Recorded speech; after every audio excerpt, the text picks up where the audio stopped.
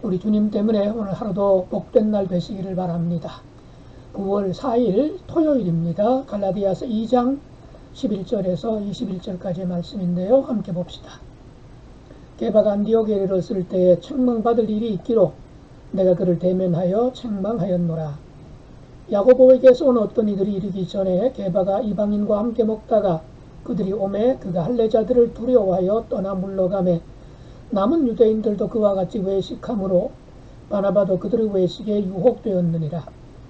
그러므로 나는 그들이 복음의 진리를 따라 바르게 행하지 아니함을 보고 모든 자 앞에서 게바에게 이르되 내가 유대인으로서 이방인을 따르고 유대인답게 살지 아니하면서 어찌하여 억지로 이방인을 유대인답게 살게 하려느냐 하였노라.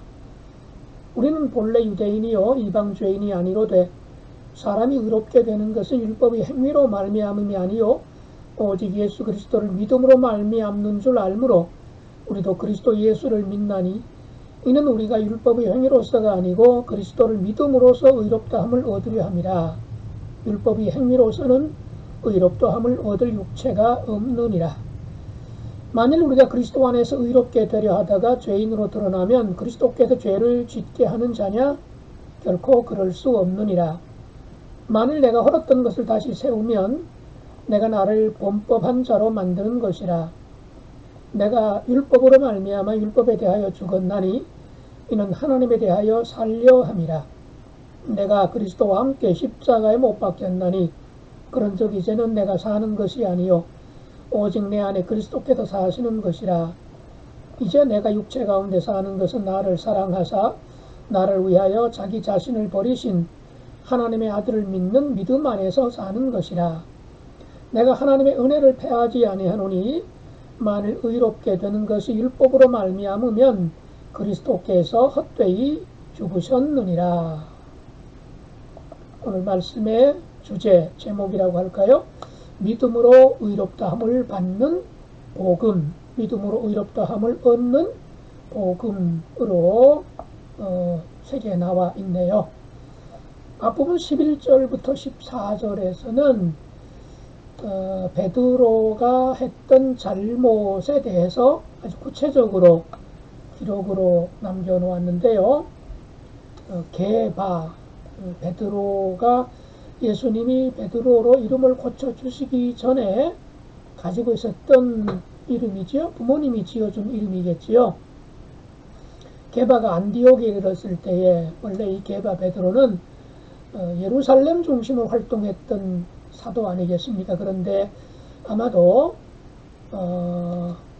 바울을 중심으로 안디옥에 많은 그 기독교인들이 예수님 앞으로 돌아온다는 사실, 그리고 안디옥 교회가 왕성하고 있다는 소식을 듣고 막 격려 차원 또는 궁금했거나 좀 믿음을 북돋워 주기 위해서 방문하지 않았을까 싶습니다. 어쨌든 게바가 안디옥에 이르렀을 때에 책망받을 일이 있기로, 자, 베드로가 안디옥까지 왔는데 뭔가 잘못한 일이 있었다는 거예요. 그 잘못이 뭐냐 하면, 안디옥은 여러분 아시는 대로 이방 땅에 있는 이방인들이 상당히 많이 속해 있는 교회 아니겠습니까?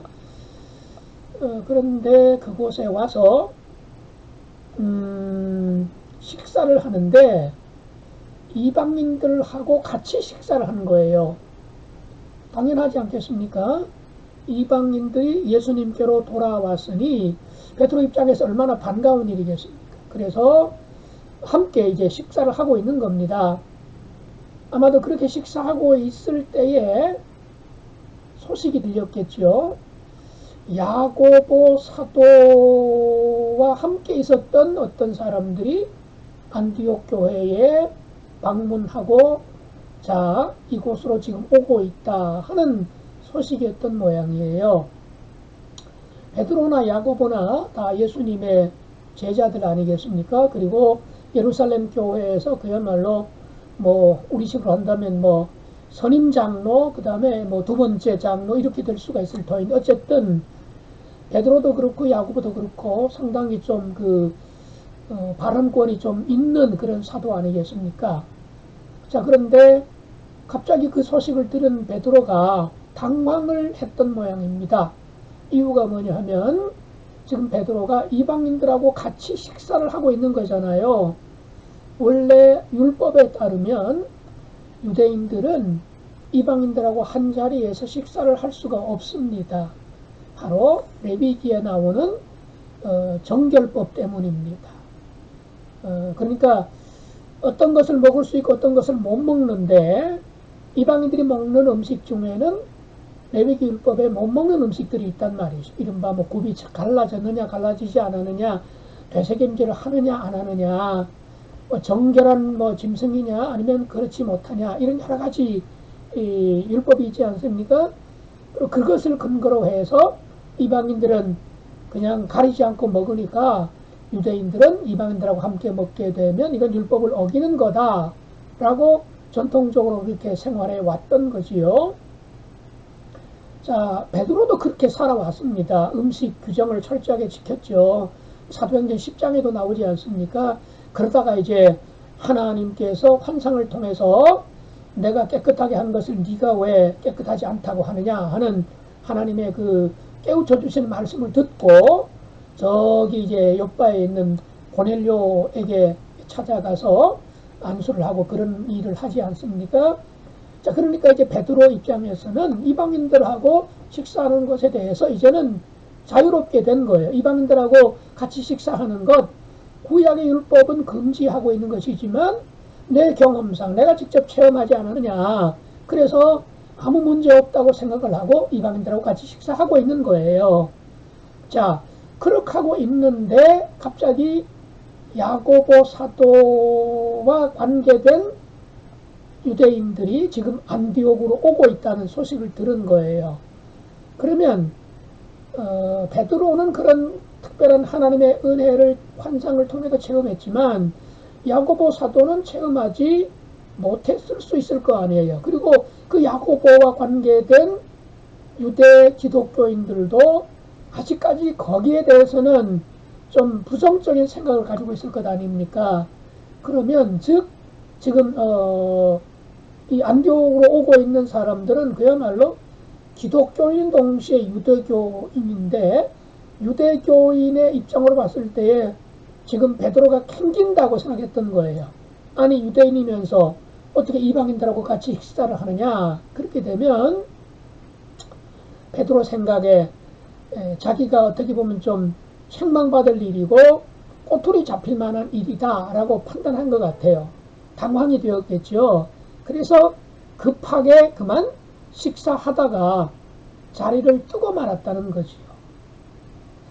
자, 생각해 보세요. 유대인들이 보지 않을 때는 죄가 안 되는 건데 유대인들이 본다면 죄가 된다. 이거는 율법의 기준도 아니고 하나님의 기준도 아니고 사람의 눈에 보이느냐 보이지 않느냐가 기준이 되는 것처럼 베드로가 생각했다는 거지요. 자, 그런데 그 자리에 아마 베드로만 있었던 것이 아니고 여기 13절 뒷부분에 보면 13절에 보면 남은 유대인들도 그와 같이 외식함으로, 즉 베드로가 지금 외식했다고 보는 거예요. 누가? 사도 바울이 말이죠. 그렇죠?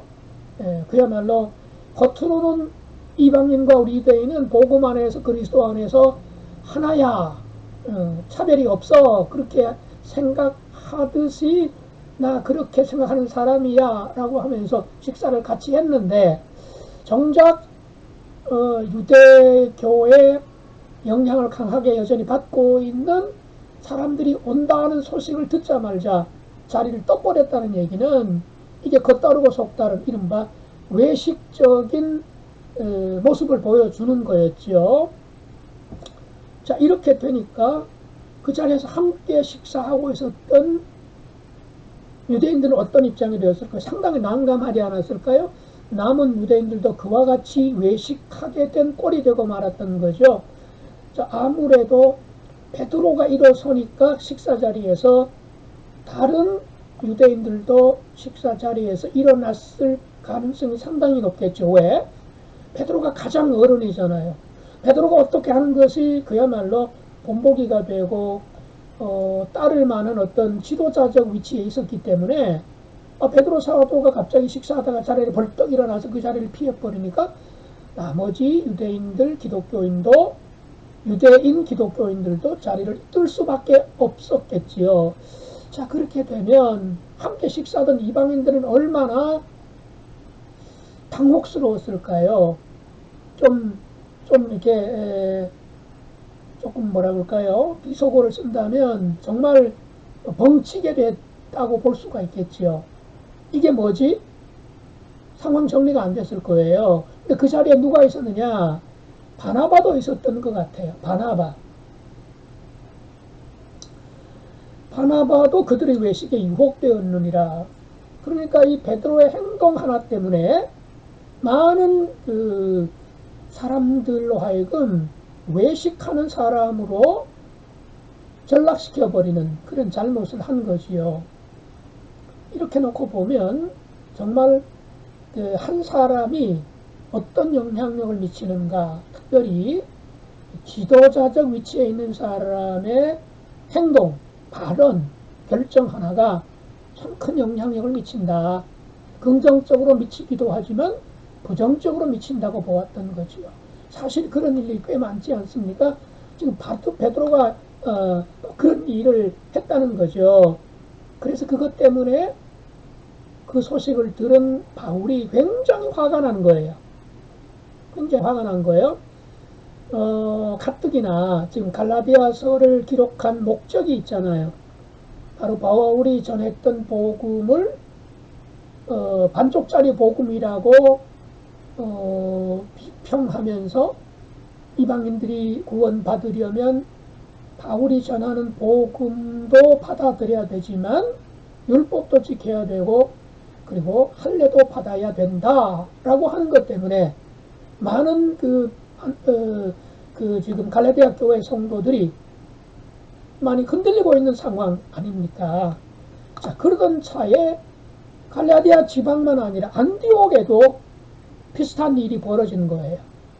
갈라디아 교회는 가르침을 통해서 거짓 사도들이, 가만히 들어온 사도들이 거짓 가르침으로 믿음이 흔들린다면 지금 안디옥 교회, 이방인 교회의 어머니 교회고 이방인 교회의 대표격인 안디옥 교회가 또다시 이 율법 문제 때문에 흔들릴 가능성이 있다고 판단하는 거죠.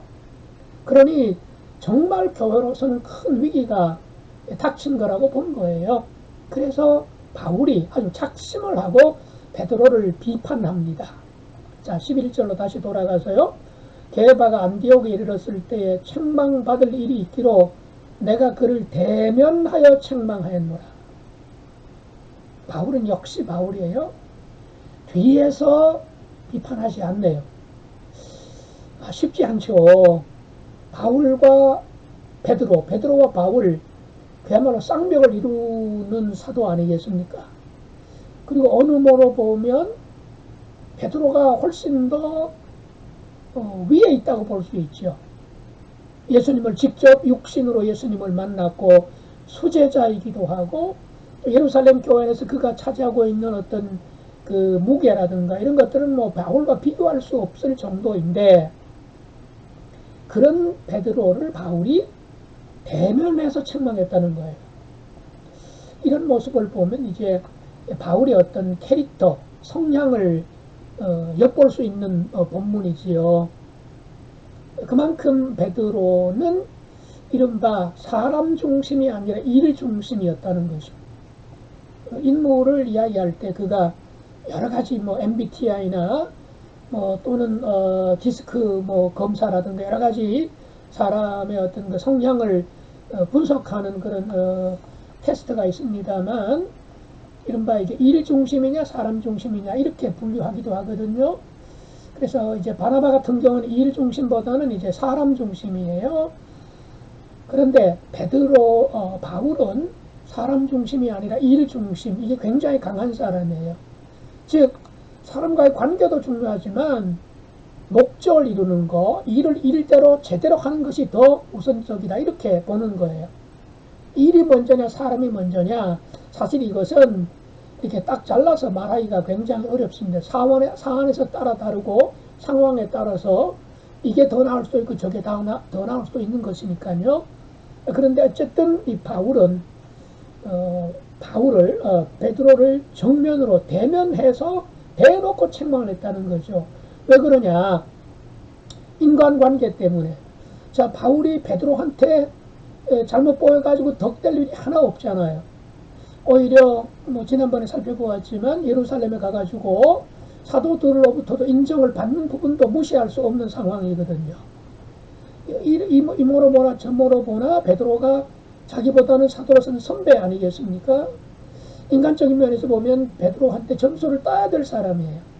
그런데 이렇게 대면해서 책망했다. 이 말은 베드로와 자기와의 관계를 무시하는 것은 아니지만 그 관계에 신경 쓰기 때문에, 즉 베드로와 관계를 껄끄럽게 하는 것, 그럴 우려보다도 더 중요한 것은 복음이 훼손되는 거라는 것이죠.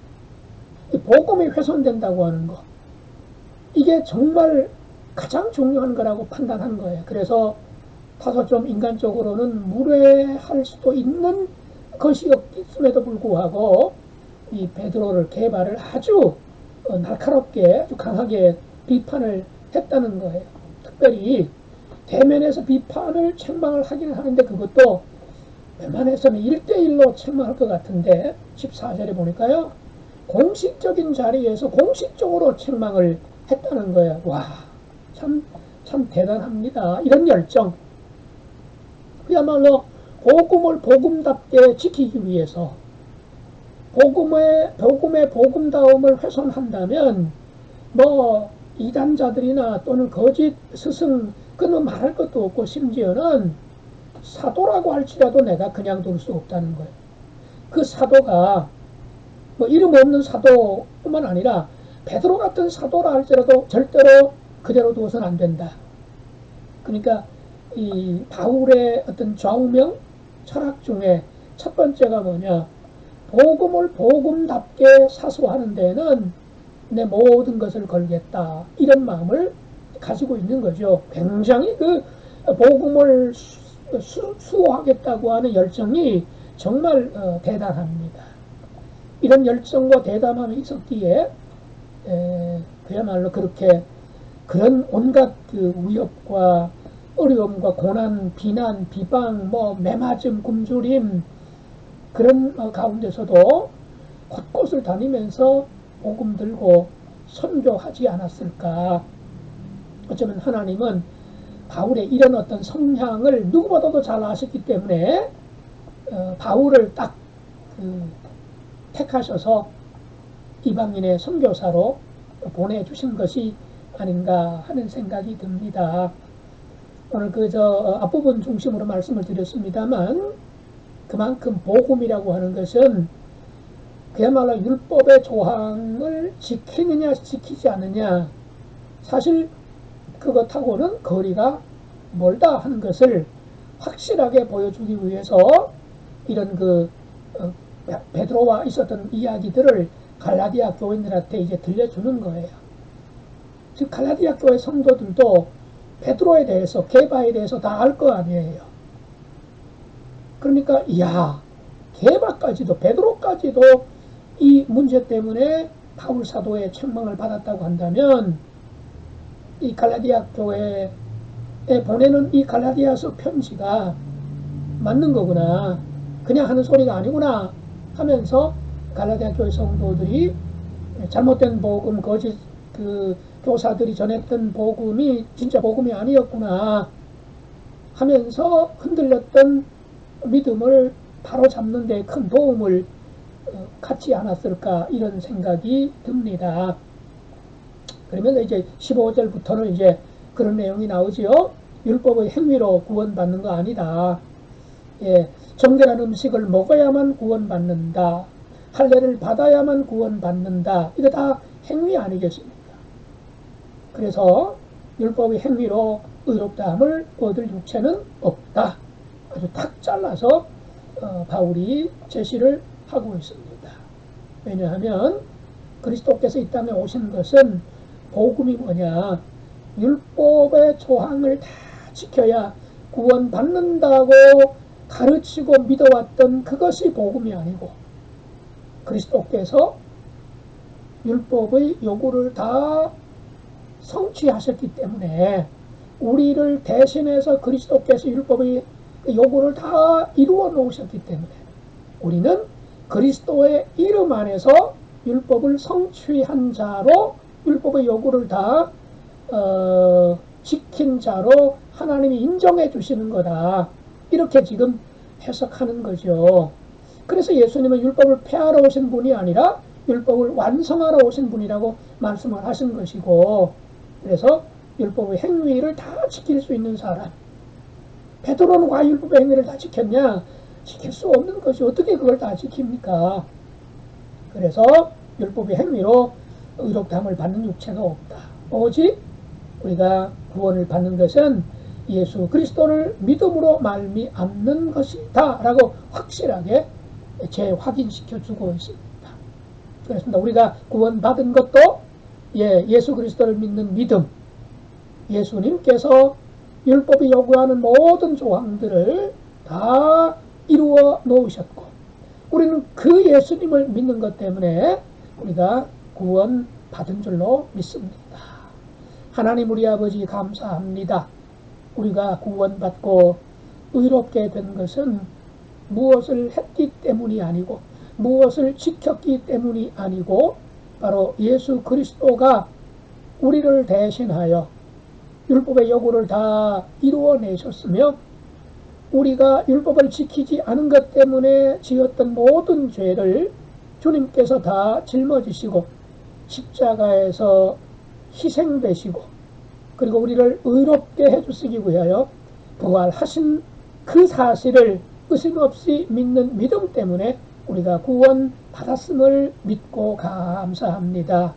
바로 이 사실을 어떤 상황, 언제라도 어디에서도 늘 믿고 감사하며 복음을 고백하며 살아가는 저희가 될 수 있도록 함께하여 주옵소서.